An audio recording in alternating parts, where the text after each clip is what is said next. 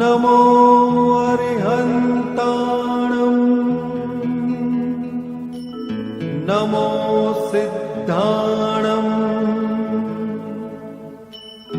नमो आयर्याणं नमो वज्जायाणं नमो लोये सव्वसाहुणम्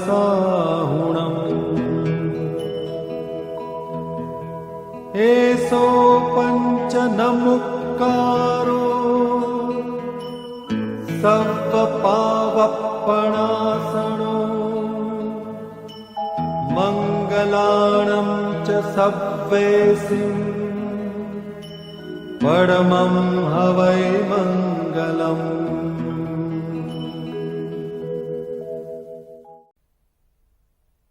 नमो अर्हत सिद्धाचार्य उपाध्याय सर्व साधव्यः।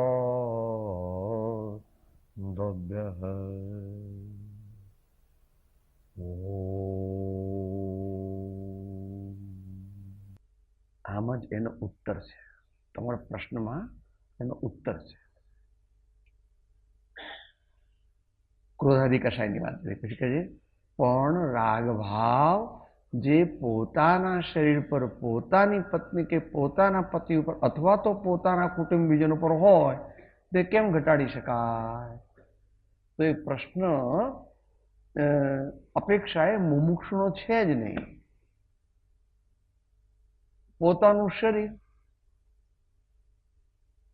પોતાનું શરીર પોતાનો પતિ છે, પોતાની પત્ની, પોતાના કુટુંબીજનો છે. મુમુક્ષુ માટે, જનતા માટે તો બરાબર છે. જનતા માટે તો બરાબર છે. જનતા તો કે આ બધું આમ જ છે. એટલે એ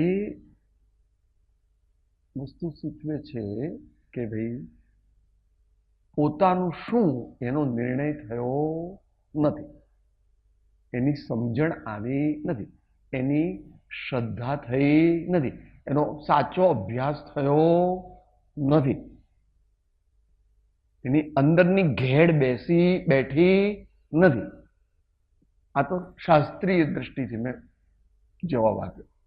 હવે પ્રેક્ટિકલમાં શું કરવું એ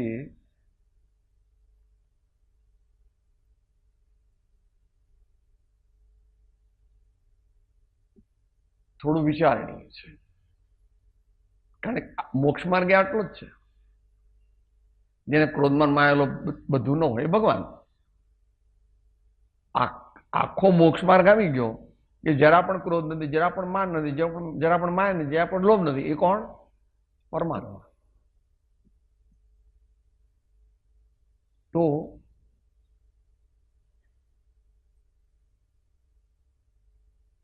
જેવી શિષ્યની યોગ્યતા હોય તે પ્રકારે એને ઉપદેશ આપે છે આચાર્ય ભગવાન.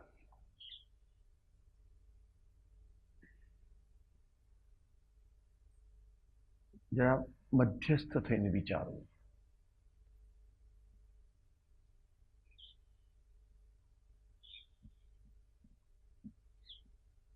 એક શબ્દમાં પહેલા કહેવું હોય, એક વાક્યમાં નાના, તો આચાર્ય કહે છે ભાઈ તારા રાગની દિશાને બદલી નાખ. આચાર્ય ભગવાન ઉત્તર આપે છે હે વત્સ તારા રાગની દિશાને બદલી નાખ. જગતના કોઈ જીવો મુમુક્ષુ હોય, આત્માર્થી હોય કે જ્ઞાની હોય કે શ્રાવક હોય કે અપેક્ષાએ મુનિ હોય, સામાન્ય મુનિની વાત કરું છું, આજકાલના મુનિની વાત, રાગ કર્યા વિના રહી શકતા નથી. કોઈ કહે હું તો રાગ કરતો જ નથી, કોઈ હું તો રાગ કરતો જ નથી, હું તો રાગ કરતો જ નથી. એ વાત કહેવાથી કઈ રાગ જતો રહેતો નથી. ખરેખર એવું બોલતા હોય, સાચું બોલતા હોય એટલે મારે રાગ નથી કરવો, પણ એમ કઈ રાગ જતો નથી. એટલે પ્રેક્ટિકલ દ્રષ્ટિ વિચાર, એટલે અહીંનો મોટા ભાગના તો અભ્યાસીઓ છે, અડધા ઉપરાંત તો અભ્યાસીઓ છે.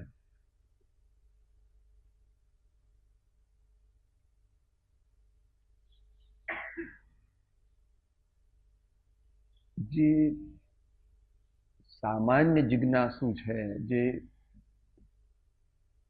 એને માટે આયોજન શું કર્યું ભગવાને? ભગવાને એટલે કોઈ પણ મહાન પુરુષે, મહાન ગુરુએ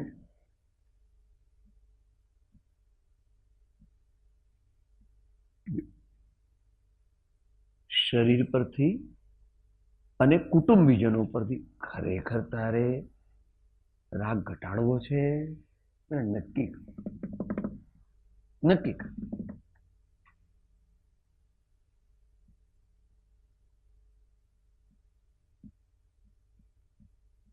આ તો એક રીત બતાવું છું, કારણ કે મેં પહેલા કીધું આનો એક આન્સર નથી. આન્સર એટલે કઈ અપેક્ષા? એ સિદ્ધાંતથી તો એક જ આન્સર છે, પણ એની મેથોડોલોજીસ જે છે એ દરેકની જુદી જુદી પડશે. દરેકની જુદી એટલે ગુરુ પરંપરા અને શિષ્યની સમુચ્ચય યોગ્યતા અને તત્ક્ષણ યોગ્યતા. પણ ફાર મેજોરિટી માટે જનરલ શું કીધું?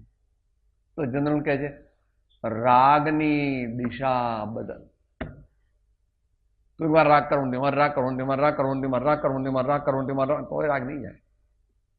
એમ રાગ નહીં જાય.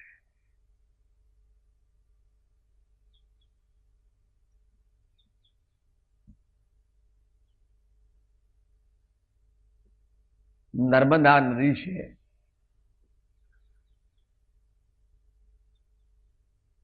તેના ઉપર બંધ બાંધવો છે. હવે બંધ બાંધવો હોય તો એને માટે આ પાણી આવ્યા કરે છે એ રોકવું જોઈએ. તો એનો ઉપાય શું?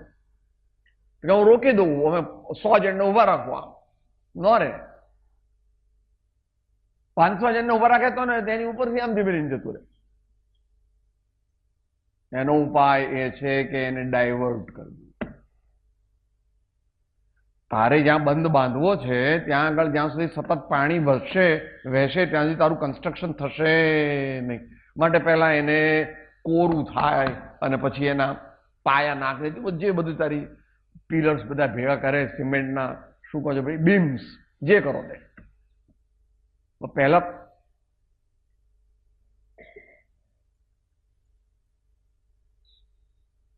આચાર્ય ભગવાને એવી યુક્તિ કરી. યુક્તિ એટલે શું? યુક્તિ યુક્તિ એટલે કઈ બનાવટ એમ નહીં. તને તારી યોગ્યતા એવી છે કે તને આ સહેલું પડશે, કારણ કે તું એવરેજ કેલિબરનો માણસ છું. આપણે બધા એવરેજ કેલિબરના જ માણસ છીએ. અત્યારે બહુ સુપર એવા થતા નથી. એટલે ભાઈ એનો આન્સર થોડોક તો આપી દીધો. તારા રાગની દિશા બદલ. જેમ તું આખો દિવસ વિચાર કર્યા કરે છે કે તબિયત, હિમોગ્લોબિન કેમ વધે, મૂછો કેવી વધારે સરસ થાય, હાઈટ વેઇટ કેવી રીતે વધે, આંખોનું તેજ કેવી રીતે વધે, મારો પ્રભાવ બીજા પર કેવી રીતે પડે,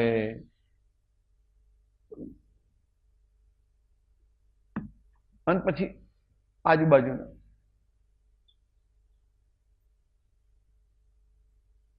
જેમણે ક્રોધ, માન, માયા, લોભને ઘણે અંશે જીત્યા છે તેમની સાથે તારા જીવનનો નાતો તું પહેલા વધાર, પછી વધારે વધાર, અને પછી તો એમની સાથે જ જોડી જાય.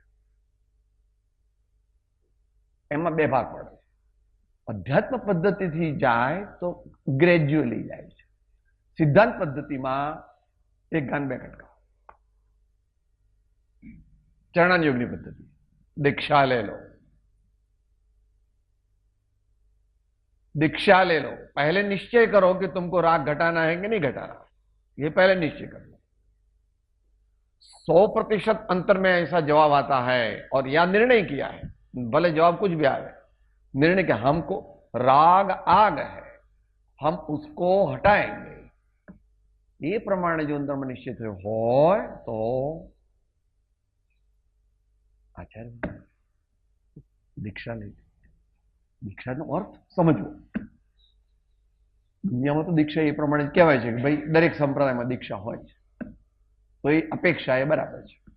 શું આચાર્ય પણ જાણે છે કે આનું કઈ ગુણસ્થાન બદલાઈ ગયું નથી, આ તો પહેલે ગુણસ્થાન છે અને હું એને 12માં 6ઠું ગુણસ્થાન આપું છું, એ કંઈ જાણતા નથી એવું નથી। એટલે જે મહાન પુરુષો સાચા હોય છે તે તો એને દીક્ષા આપે છે એનો અર્થ એટલો અસત્સંગ અસત પ્રસંગ એ બેથી એને નિવારે છે, એના યોગોને નિવારે છે પહેલા તો, અને પછી સત્સંગના યોગ દ્વારા મુનિજનોના જ્ઞાનીજનોના ગુણિયલજનોના જ્ઞાનીજનોના યોગ દ્વારા સત્સંગનું ભાથું એના સંસ્કારમાં એના વ્યક્તિત્વમાં રેડતા જાય છે, રેડતા જાય છે, રેડતા જાય છે। એટલે બંને પદ્ધતિ બરાબર છે આમ તો, પરંતુ વિતરાગ દર્શનમાં એવી પદ્ધતિ છે। અત્યારે પ્રેક્ટિકેબલ કેટલી છે એના પ્રોઝ એન્ડ કોન્સ વિચારતા નથી, પુરુષાર્થ સિદ્ધિ ઉપાયમાં ગાથા આવે છે। જ્યારે શિષ્ય પ્રશ્ન કરે છે, હે ભગવાન હું આપને શરણે આવ્યો છું, મારું કલ્યાણ થાય તેમ કરો, ત્યારે પછી આચાર્ય તો કહે છે, એની પાત્રતા જુએ છે, પણ पहले तो तुम मुनि बन जाओ ऐसा कहे। અત્યારે જડશે નહીં એકદમ ગાથા, કોઈ યાદ છે ગાથા? 70, 72, 75 ની આજુબાજુ છે ગાથા।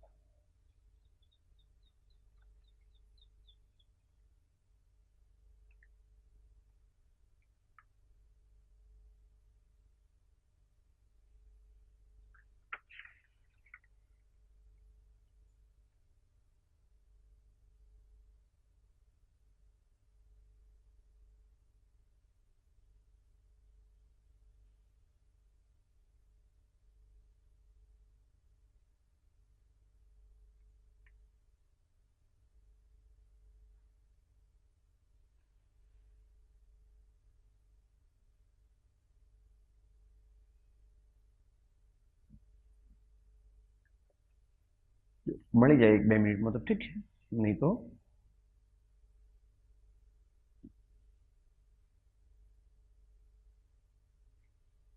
એ ગાથા યાદ આવે છે? ગાથા યાદ આવે? ગાથા યાદ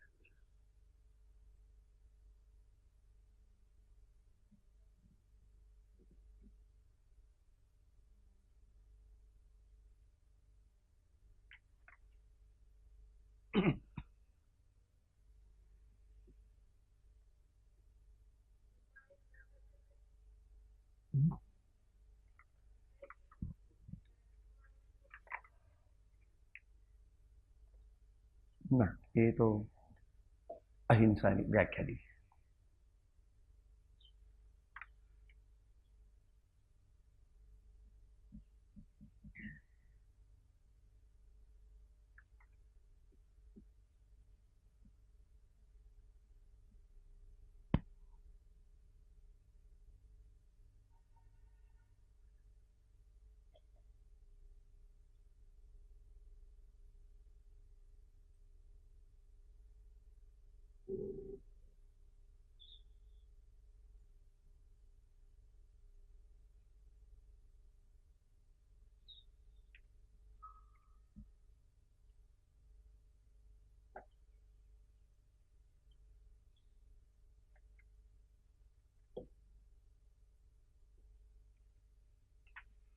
આપણે પછી શુદ્ધ કરીશું.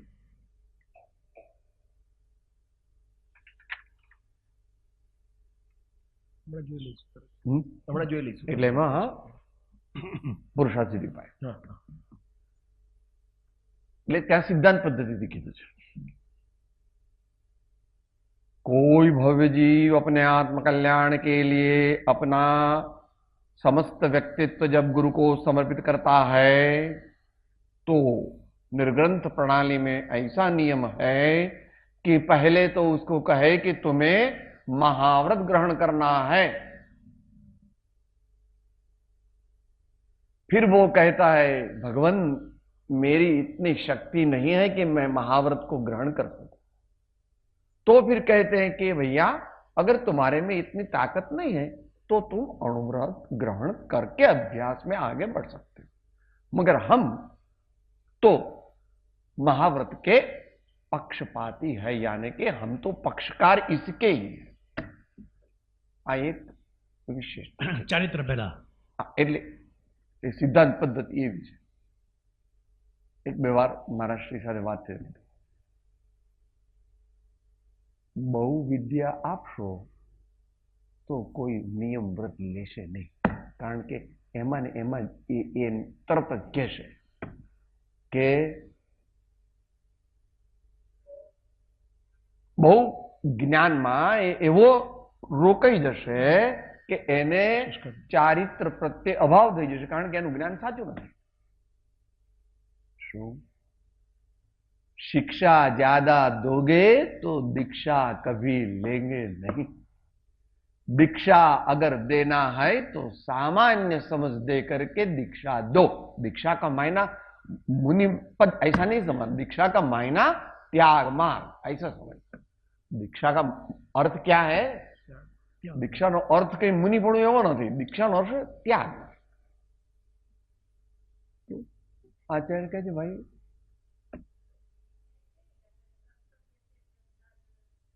એ નિયમ સાહેબ, એ નિયમ સાહેબ 152. હા નિયમ સાહેબ છે. એટલે આવું મુનિપણું છે નિશ્ચય નહીં છે, નિશ્ચયની મુખ્યતા છે. નિયમ સાર એટલે એકદમ નિશ્ચય. શું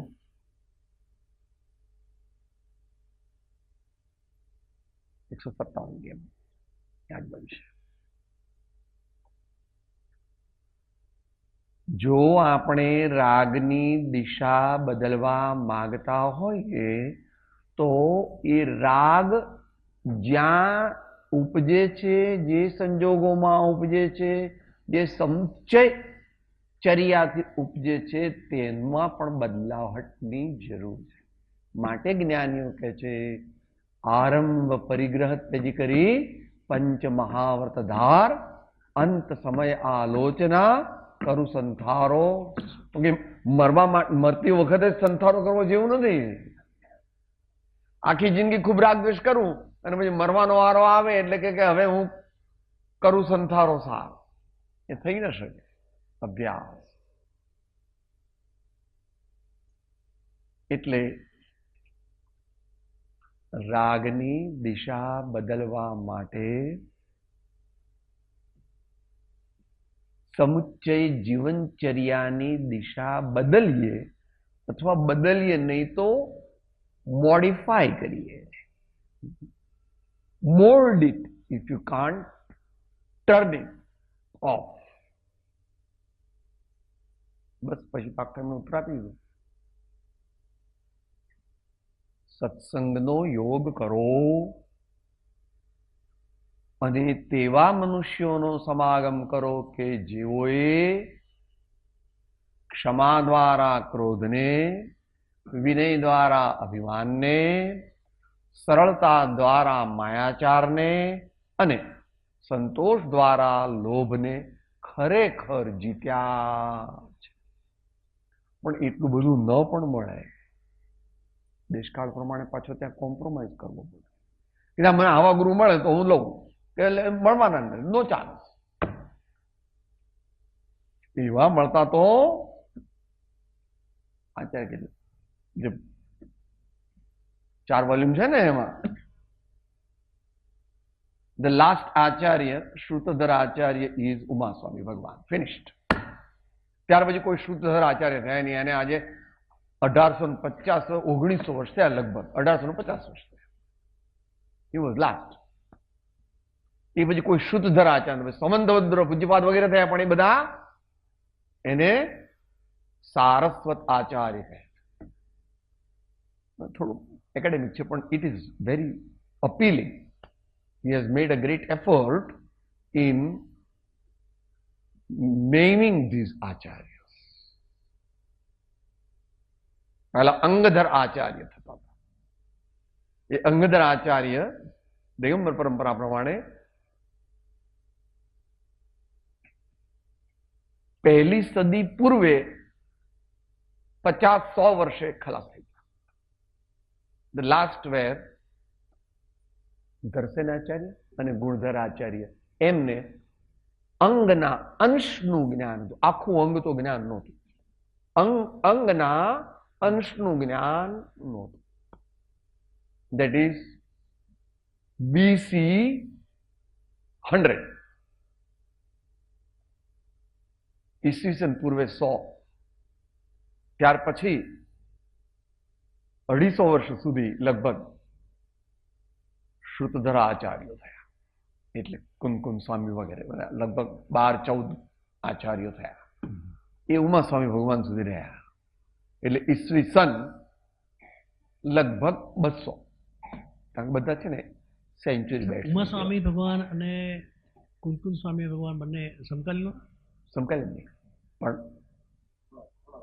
અચ્છા 30-40 વર્ષે નાના, 50 વર્ષે નાના. પણ આ બધા સેન્ચુરી બેટ્સમેન હતા. એટલે એક પેઢી એટલે 100 વર્ષ. અત્યારે 50 થઈ ગયા. હમણાં થોડું વધ્યું છે. સારસ્વત એમને નહીં, સમંતભદ્રને સારસ્વતમાં લીધા, જેને હેમચંદ્રાચાર્ય આદ્ય સ્તુતિકાર કહે છે, અને જે જૈન દર્શનના ધર્મની પ્રભાવનાની અપેક્ષાએ સીમાસ્તંભ રૂપ છે. એમણે પોતાનું વર્ણન કર્યું છે, બહુ વાંચવા જેવું છે. He has given his own પરિચય. અહીંયા આપણે નથી.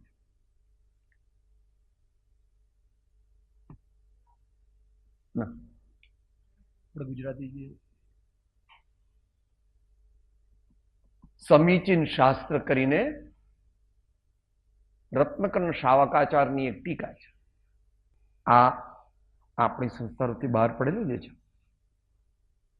એ છે. હા, લખી છે. આ અહીંયા છે.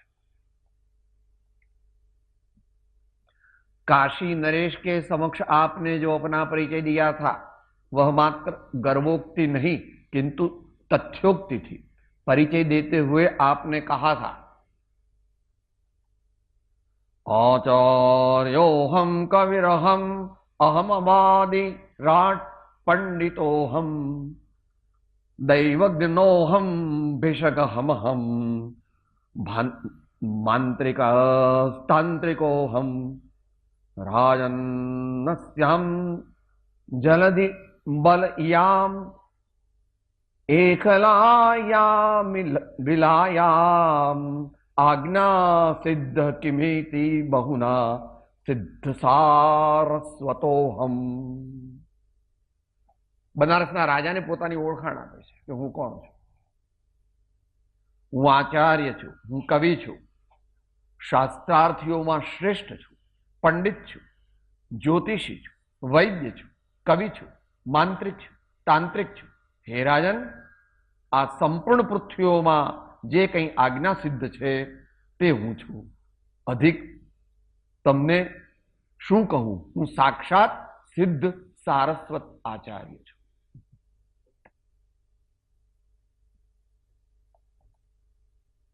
આપણે અત્યારે એમ જોવું, આપણે એટલો પ્રશ્નનો જવાબ છે કે એ પણ આચાર્યો એ આ આચાર્યોથી નીચે આવે છે.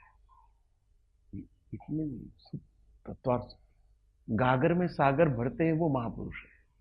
बहुत बड़े शास्त्र लिखते, बहुत बड़े प्रवचन करते हुए तो सामान्य पुरुष है. ठीक है, हाँ. सूत्र की उत्पत्ति प्रगाढ़ आत्मानुभव, प्रगाढ़ विद्वत्ता, और इसका बयान नहीं कर सकते. તો વ્યાકરણાચાર્ય છે, ભાષાચાર્ય છે, ન્યાયાચાર્ય છે, શબ્દ પાંડિત્ય છે, એમનામાં પ્રગાઢ અનુભવ છે, અનેક પ્રકારના જ્ઞાન છે, અનેક પ્રકારના આચાર્યોના ચરણની સેવા કરવાથી બધાય અનુયોગના જેવો નિષ્ણાત છે, જેમના વિશે આપણે કંઈ પણ કહી શકતા.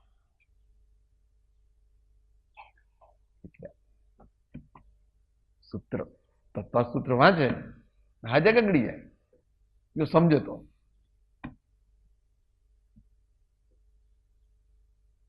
એટલે પ્રશ્ન એ ચાલતો હતો કે એ તો અમૃતચંદ્રાચાર્ય દેવે તો 10મી શતાબ્દીના અંતમાં એમ કીધું કે પહેલા અમે તો મુનિપણાનો ઉપદેશ આપીશું, પણ પછી તારી શક્તિ ન હોય તો પછી શ્રાવકનો ઉપદેશ આપશું.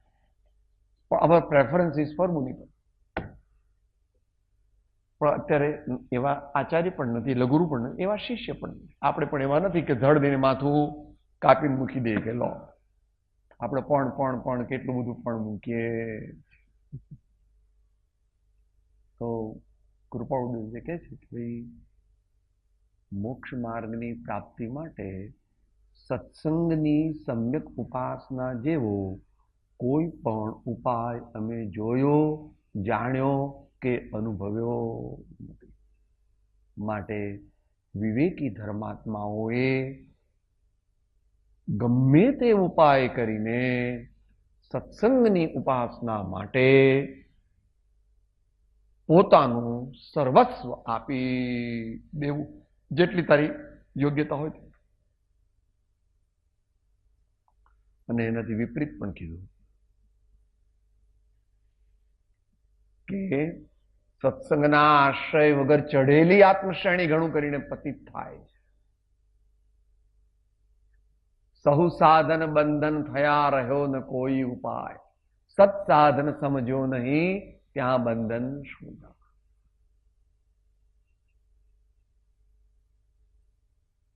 સૌ સાધન બંધન થયા રહ્યો ન, એની આગળની પૂર્વની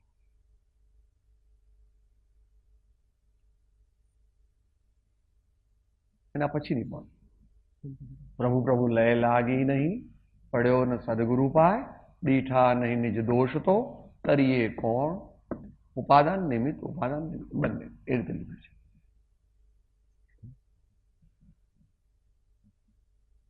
સહુ સાધન બંધન થયા રહ્યો ન કોઈ ઉપાય, સત્સાધન સમજ્યો નહીં ત્યાં બંધન. સમજણ કરી નહીં, સમજણ આવે ક્યાંથી? એટલે તમે જે રેફરન્સ આપ્યો તે જ્ઞાન જ્ઞાની પાસેથી મળી શકે છે તે સ્વાભાવિક સમજાય છે, છતાં લોક લજ્જાદી કારણોથી જીવ અજ્ઞાનીનો આશ્રય છોડતો નથી. અને આ તો કૃપાળુદેવે કીધું, આ ગાથા 5મી કે 6ઠી કે 7મી ઇષ્ટોપદેશમાં છે. જેની પાસે જે હોય તેની પાસેથી તે મળી શકે. માટે જ્ઞાન જોઈતું હોય એટલે સાચું જ્ઞાન તે એવા જ્ઞાની પાસેથી મળી શકે, બીજી કોઈ રીતે એનો ઉપાય. સત્શાસ્ત્ર આદિ તો અવલંબન છે, એમ પણ એનો પણ સ્વીકાર કર્યો આત્મસિદ્ધિમાં હમણાં. અને તે ઉપરાંત કૃપાળુદેવે શું કીધું કે શાસ્ત્રમાં માર્ગ થયો છે, કયો છે, પણ મર્મ તો સત્પુરુષના હૃદયમાં. અથવા એમ કહ્યું કે શાસ્ત્રમાં જે કહ્યું છે તે પાત્રતા પ્રાપ્ત કરવા માટે છે, પરંતુ સાક્ષાત પ્રાપ્તિ માટે તો પ્રત્યક્ષ સત્પુરુષનો યોગ આવશ્યક છે. તો આપણે તો એ જાણવું હતું કે રાગ કેવી રીતે ઘટે. કે રાગ ઘટે એનું નામ જ દેવ ગુરુ ધર્મ સાથે પ્રેમ થાય એનું નામ રાગ ઘટ્યો કહેવાય. જે દીકરા બંગલા મોટર સોનું ચાંદી હીરા માણેક મોતી પ્રત્યે જે રાગ છે તે અશુભ જ છે. શરીર પ્રત્યે પણ જે તીવ્ર રાગ છે એ પણ અશુભ જ છે. ભગવાન પ્રત્યે જો ભગવાન પ્રત્યે પણ કંઈક માનવા માટે રાખજો તો અશુભ થઈ જાય. પછી અશુભ એટલે એની ક્વોલિટી એકદમ ઓછી થઈ જાય.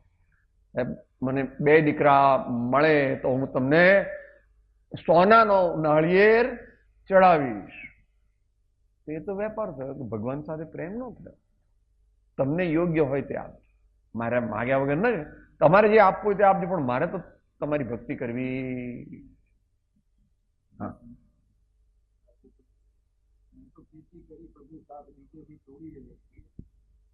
વાત કરી ગુરુની પાત્રતા, શિષ્યની પાત્રતા.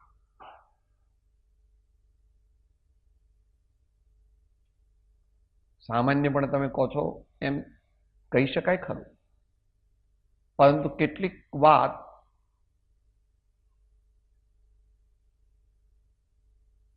બળાત્કારથી પણ કરવી પડે. વિવેકપૂર્વકના બળાત્કાર. It is contradictory. It appears contradictory. હા હા, આપણા જેવા માટે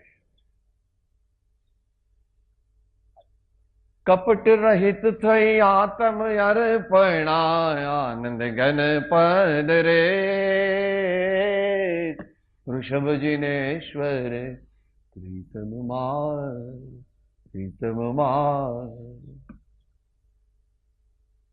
મેરે તો गिरधर गोपाल दूसरा न कोई, दूसरा न कोई साधो सकल लोक જોઈ. વિચાર કે મીરા સર્વજ્ઞ હતા, એવું કેમ કે સકલ લોક જોઈ? કથન પદ્ધતિ. દૂસરા ન કોઈ સાધો સકલ લોક જોઈ. બધું વિચાર કરી લીધો મેં, બધાને જોઈ લીધા. કે બધાને કેવી જોઈ લીધા હોય? લો, તમે મેવાડ મારો તો કર્ણાટકમાં બધા હોય એને કેવી તમે જોયા? લંકામાં હોય એને કેવી જોયા તમે?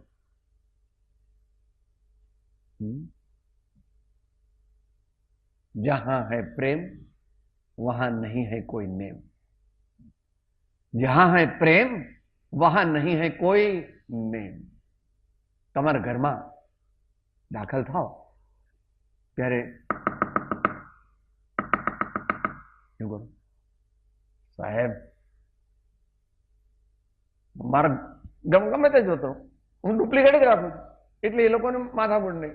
કે એ લોકો કઈ કામમાં હોય તો ફરી પાછા કે જરા તપેલું ઉતારીને પાછા આપણે બારણું ખોલવા જાવ. હું તો નિશંકપણે પોતાના ઘરમાં જાય છે વ્યવહારિક જીવનમાં. હા, તો મેરે તો गिरधर गोपाल दूसरा न कोई साधो सकल लोक જોઈ. अब तो बात फैल गई जाने सब कोई, मीरा दासे गिरधर की होनी थी सो होई. એ ઘણા બદલા, કારણ કે મીરાનું પ્રેમ ચરિત્ર છે. मीरा हो गई मगन, ऐसी लागी लगन, मीरा हो गई मगन, वो तो गली गली हरिगुण गाने लगी. તો બંને છે આપણા જેવા માટે ગ્રેજ્યુઅલ છે. પણ ઘણા જે છે એટલે પારમાર્થિક નથી હોતા તે વખતે. તમારી દીકરી સાસરેથી ફોન કરે, પપ્પા ગમતું નથી મને તેડવા, આજે જાઓ આજે જાઓ આજે જાઓ, તો તમે જાઓ? ન જાઓ. હજી 5 દાડા થયા છે ગઈ છે તો આપણે તરત જ એને કે મોકલી દો, એને ઘેર, એને અમારે ઘેર મોકલો. કાયમ માટે લઈ જાઓ ને તારે, કાયમ માટે લઈ જાઓ. એટલે આપણે એમને કોમ્પ્રોમાઇઝ કરીને કહેવું જોઈએ કે ભાઈને 1-2 દિવસ સમજતો તને મળવા માટે મોકલીશ, ભાઈ રહેશે નહીં ત્યાં 1 દિવસ 2 દિવસ. શી ડઝન્ટ લાઈક, જરા પણ ગમતું નથી. હા, બહુ રડે છે તો મને દયા આવે છે દીકરીની ગવા, આટલું બધું રડે તો લઈ આવું પાછું. ના ના મૂર્ખા જાઓ. હા, એ તો એ લોકો સફરિયા વાળા કહે તો જ લવાય, એ તો ન લવાય. કે ત્યાં તો બધો વિવેક વ્યવહારિક જાળવે. તો બંને રીત ઓપન છે. સિદ્ધાંત પદ્ધતિ વ્યવહારિક જીવનમાં દરેક જગ્યાએ સિદ્ધાંત પદ્ધતિ ચાલે છે, અને જે સંસ્કાર પડે છે ને એને માટેની પણ યોગ્ય હોય તે સામાન્યપણે અત્યારે આ જમાનામાં 10 વર્ષથી તે 14-15 વર્ષ સુધી છે. એટલે કોઈ મહાન પુરુષનું શિલ્પીકરણ કરવું હોય તો એને માટેની અવસ્થા તે 10 વર્ષથી 17 વર્ષ સુધી એનું શિલ્પીકરણ કરો તો એ અપેક્ષાએ આપણે બરાબર ત્યાં વ્યવહારની એની મુખ્યતા છે, પણ परंपरा तो ऐसे ही चलेगी. आत्मज्ञानी मुनि की बहुलता समाज में रहेगी नहीं, कभी कभी भी नहीं रहती. इनके भी सब शिष्य आत्मज्ञानी नहीं थे. भगवान महावीर के भी नहीं थे. महावीर भगवान के जो सब शिष्य थे समवसरण में आते थे नहीं आते थे, वे सब सम्यक दृष्टि नहीं थे, निश्चय सम्यक दृष्टि नहीं थे. આવે છે પ્રવચનામૃતમાં જ આવે છે. એમને માત્ર ભગવાન ગમતા હતા. અંતરંગ શ્રદ્ધા હશે કે તો થોડા ને બધાને કઈ ન હોય. એટલે ત્યાં આગળ ઉદાર થવું, આપણે ઉદાર થવું. અધ્યાત્મ દ્રષ્ટિનો સ્વીકાર કરે છે તે સિદ્ધાંત દ્રષ્ટિ સાચી છે, અને સિદ્ધાંત દ્રષ્ટિનો સ્વીકાર કરે છે એ અધ્યાત્મ દ્રષ્ટિ સાચી છે. અત્યારે આપણા સમાજની અંદર, જૈન સમાજની અંદર આ પ્રશ્ન મોટો એ સોલ્વ થતો નથી, કારણ કે બંને પક્ષ પડી ગયા છે અને એક પક્ષ બીજા પક્ષને જૂઠો કહે છે, જ્યારે સત્ય એમ છે જે કુનકુન ભગવાને નિયમસાર સમયસાર લખ્યા છે તે કુનકુન ભગવાને પ્રવચનસારનો ચરણાનુયુગ ચુલિકા પણ લખી, અને રયણસારમાં શ્રાવકાચાર લખ્યો, અને દશ ભક્તિમાં ભક્તિ લખી, અને પોતે 10 વર્ષે દીક્ષા. We don't know whether he was Atmajnani or not. By implication, he was not Atmajnani. એમ કે છે અહીં કોઈ પણ જ્ઞાની પુરુષ જન્મી શકે નહીં, કારણ કે આ દુનિયામાં આજે અત્યારે દુનિયા આપણને દેખાય એમાં સમ્યક દ્રષ્ટિ ભોગવી શકે એટલી સંપત્તિ જ નથી. સમ્યક દ્રષ્ટિનું પુણ્ય હોય એને અનુરૂપ પદાર્થો છે જ નહીં અહીંયા આગળ. અહીં સમ્યક દ્રષ્ટિ જન્મતા જેટલા સમ્યક દ્રષ્ટિ જન્મે છે એ બધા પૂર્વનું અનુસંધાન કરીને અથવા સદગુરુની આજ્ઞાનું આરાધન કરીને પોતે નવું સમ્યક દર્શન પ્રગટ કરે, અથવા પોતે પહેલા પ્રગટ કર્યું હોય પણ વમન કરી ગયા હોય અને પછી પાછું પોતે અહીંયા અનુસંધાન કર્યું. 8 વર્ષે સામાન્ય, પણ તે વખતના જમાનામાં શું હશે માહોલ સમાજનો અને ધર્મનો એ આપણને બહુ ખબર નથી. ઘણો સારો હતો એટલી ખબર છે, પણ કેટલો તો ખબર નથી. એટલે એમણે પૂર્વના અનુસંધાનથી કર્યું કે સદગુરુની કૃપાથી કર્યું કે પોતે પુરુષાર્થ કરીને કર્યું, ને કઈ ઉંમરે કર્યું એ આપણા જ્ઞાનનો વિષય નથી. પરંતુ અલ્પકાળમાં કરી લીધું, કારણ કે એ કોક વાર એનું ચરિત્ર વાંચીએ જોઈએ ત્યારે સમજીએ. કારણ કે અહીંયા જે રાગની વાત છે એ અનંતાનુબંધી રાગની જ વાત છે. બાકી 3 રાગ તો રહેવાના છે. 3 રાગ છે અપ્રત્યાખ્યાનાવર્ણીય, પ્રત્યાખ્યાનાવર્ણીય અને સંજ્વલન. એ તો ક્રમથી જ હશે, ધીરે ધીરે ધીરે ગયા પછી જશે. અત્યારે જે રાગમાંથી સાહેબ રાગ કાઢવાનો છે, એટલે અનંતાનુબંધી જે રાગ કષાય જે છે અને એની સાથે મિથ્યાત્વ, એની જ ફક્ત આપણી જે સાધના, એની જે અત્યારે જે પ્રશ્ન જે છે એના માટે જ પ્રશ્ન હોઈ શકે કે ભાઈ આપણે તો રાગમાંથી રાગ કાઢવાનો છે. રાગમાં જે રાગમાં જે રુચિ, રાગ કરવા યોગ્ય છે, એ જ આપણા મનમાં જે અંદરથી અંતરમાં જે અભિપ્રાયમાં છે સાહેબ, એના માટે પ્રશ્ન નથી. એ જ પ્રશ્ન છે. ના, પ્રશ્ન શું છે? દેહ પ્રત્યે રાગ છે, એટલે દેહ અને પતિ પત્ની પ્રત્યે રાગ છે, ને કુટુંબીજનો પ્રત્યે રાગ છે. એ કેવી રીતે તોડવું? એ તોડવા માટેનો ઉપાય સિદ્ધાંતની અપેક્ષાએ કે પ્રીતિ અનંતી પર થકી જે તોડે હો તે જોડે હો, પરમ પુરુષથી રાગતા એકત્વતા દાકી હો ગુણ ગેહ, વૃષભજી નંદ સુપ્રીતડી, વૃષભજી નંદ સુપ્રીતડી. એટલે ભગવાન પ્રત્યે રાગ કરવો, સદગુરુ પ્રત્યે રાગ કરવો, સદ્ધર્મ પ્રત્યે રાગ કરવો એ સામાન્ય ઉપાય છે. પછી તેઓ જ એમ કહેશે કે ભાઈ અમારા પ્રત્યે પણ રાગ કરવા યોગ્ય નથી. તારું સ્વરૂપ સમજવાનું છે અને તારા આત્મામાં પ્રીતિ કરવાની છે. પણ એવી યોગ્યતા જ્યાં સુધી આપણે ચાલુ માહોલમાં રહીએ અને એમાં ને એમાં રચા પચા રહીએ ત્યાં સુધી બધા તો એમ જ કે અરે આજે તો શનિવાર, બસ સેટરડે ઇવનિંગ, આજ તો આ પાર્ટીમાં જવાનું, આજ તો આ ક્લબમાં જવાનું, આજ તો આ નાટકમાં જવાનું, આ સિનેમામાં જવાનું, આજે આ અમુક લગ્નની પાર્ટીમાં જવાનું, આજ બર્થડે પાર્ટીમાં જવાનું. એમ દુનિયાના લોકો તો એમ જ કે એમને શું ખ્યાલ નથી. દીક્ષા લેતી વખતે મા બાપની સામાન્ય પણ રજા લેવી અને સ્વજનોની સામાન્ય રજા લેવી એ સામાન્ય ક્રમ છે, પણ એવો નિયમ નથી. એ લોકો હઠ કરે અને ન જ કોઈ રીતે એગ્રી થાય તો અને ગુરુ સંમત થાય તો you can do it against their will also. એ આ લોકો પ્રવચનસારની ટીકામાં એ પ્રમાણે વિશેષાર્થમાં કહ્યું છે. તમે કીધું એ ક્લાસિકલ છે, સમજાવવું, મનાવવું, પટાવવું, આપણું જીવન બદલવું, પણ એટલી દ્રઢતા જોઈએ. કારણ કે એ લોકો કે બધું કરીએ તો આપણે રાગ તો ચાલુ જ રાખવો પડે. એ લોકો પિક્ચર જ જોવા ચલો, આપણે કહીએ કે ભાઈ સત્સંગમાં ના તમે જેવો જાઓ સત્સંગ માન્યાવર, આપણે બે ત્રણ વાર કહીએ કે ના હવે તમે તમારા રસ, હું મારા રસ.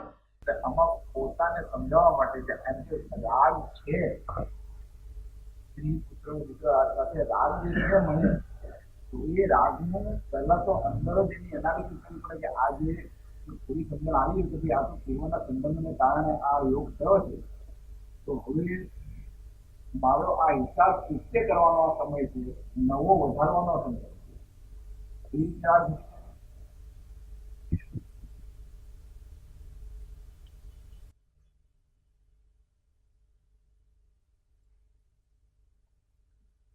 અશુભ રાગોના નિમિત્તોની મધ્યે રહી અને રાગને જીતવો તે અપવાદ માર્ગ છે,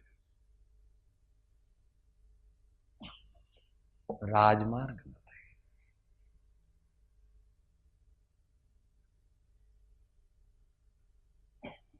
કોક ધર્માત્મા એવું કરી શકે માટે ત્યાં 636 લાગુ પડે. બરાબર, બધાને ખ્યાલ જ છે 636 બધાને મળે જ છે. નિમિત્ત. કારણ કે એવું થાય છે આપણને. કોઈ એકદમ 60-70 લાખની મોટર જોઈએ તો આમ આપણી આંખ થાય. કેમ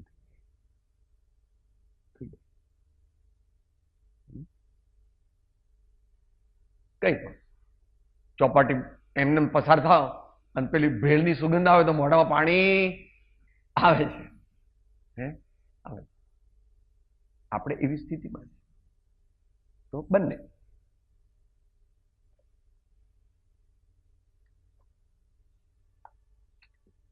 એટલી બધી સાવધાની તમારે રાખવી જ પડે એમાં કે ઘણી જ મુશ્કેલીથી કરી શકો. It is possible, it is possible.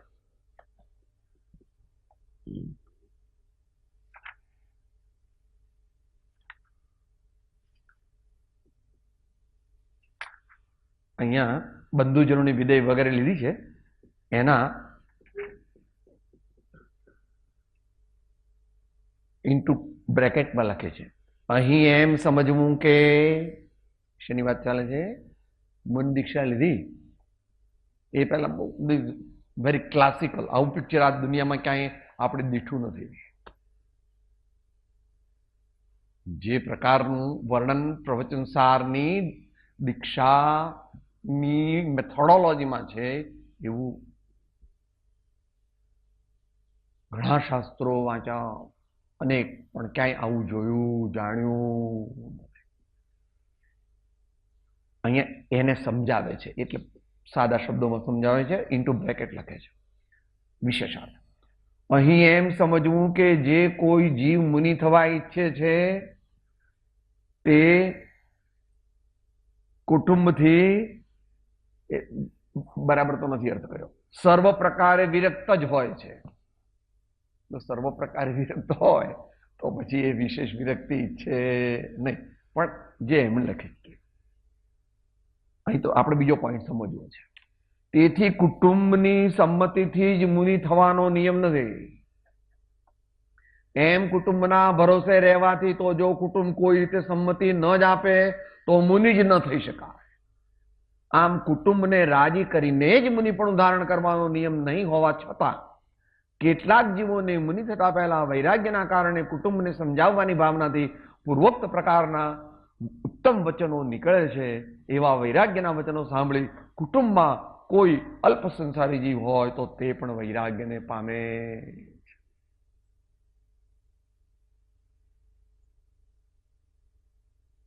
તો ઋણાનુબંધ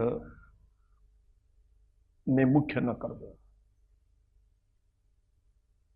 પણ આ તો એમ વિચારે સાહેબ કે ગૃહસ્થ દશા મારીને પૂર્વે જે પરમાણુ ભેળા કર્યા હતા એ એક એક આપીને અમે કર્મથી મુક્ત થઈ રહ્યા છીએ, તો દીક્ષાનો વિકલ્પ જ કેવી રીતે આવે? એમાં રહીને જો એમ જ વિચાર કરે કે અમે હિસાબ જ ચોખ્ખો કરીએ છીએ, એટલે કે જે કર્મ ઉપાર્જિત કર્યા હતા સામાન્યપણે એટલા માટે અપવાદ માર્ગ છે. એટલે પ્રયત્ન એવો કર્યા કરવો જોઈએ, પ્રયત્ન એકચ્યુઅલી તો કરતા જ થાય કે આ તો 44 નું છે પણ 46 થયું કે તરત કેમ ભાઈ ખંભાત જવું પડ્યું,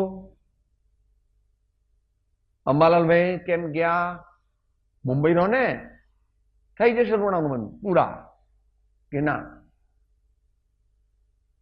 562 દિવસ કે એટલા તો શોભાભાઈ સાથે જ રહ્યા છે, એવું રેકોર્ડ આ લોકો એ બધો શોધ્યો છે સાયદા. તો ધર્માત્માને અંતરથી ક્યાંય બીજે મજા આવે, જેને બીજે ક્યાંય મજા આવે તો એ સજાને જ પાત્ર છે, પણ એને મજા મળી શકે. આ વિશ્વમાં જો ક્યાંય પણ સુખ હોત તો સૌથી વધારે બળવાન એ હતા, ઝપટ મારીને લઈ લે ચક્રવર્તી. कोई पण जगह चांद सितारे से तोड़ के भी लेकर के आ, वहां भी नहीं है. इसलिए यहां ही उनको मिला. उन्होंने कहा एक्को एक्को पानारा में एमा पण जोकर नो હોય તો સૌથી મોટું કોણ? જોકર તો જોકર છે. એક્કો કોણ? એક્કો. છતાં આ રીતે આપણે જેમ જેમ સત્સંગનો યોગ કરીએ એટલે આપણે વિચારીએ છીએ કે ભાઈ પહેલા વર્ષમાં 20 દિવસનો આપણે નિયમ કરીએ કે નિવૃત્તિ ક્ષેત્રમાં રહેવું ને એ જાતની પદ્ધતિ સ્વીકારવી, પછી 30 દિવસ કરીએ, 24. આ આપણા જેવા સામાન્ય માણસ એક ઘાન બે કટકા કરી નાખે છે એ વાત છે. મહાપુરુષ જો એને પણ સાથે માથા કાં તો પોતાને આત્મજ્ઞાન હોવું જોઈએ અને કાં તો આત્મજ્ઞાની ગુરુ હોવા જોઈએ. અને જો બે ન હોય તો વહ સાધન બાર અનંત કિયો તદપી કછુ હાથ એટલે સુધી સમજી શકાય છે.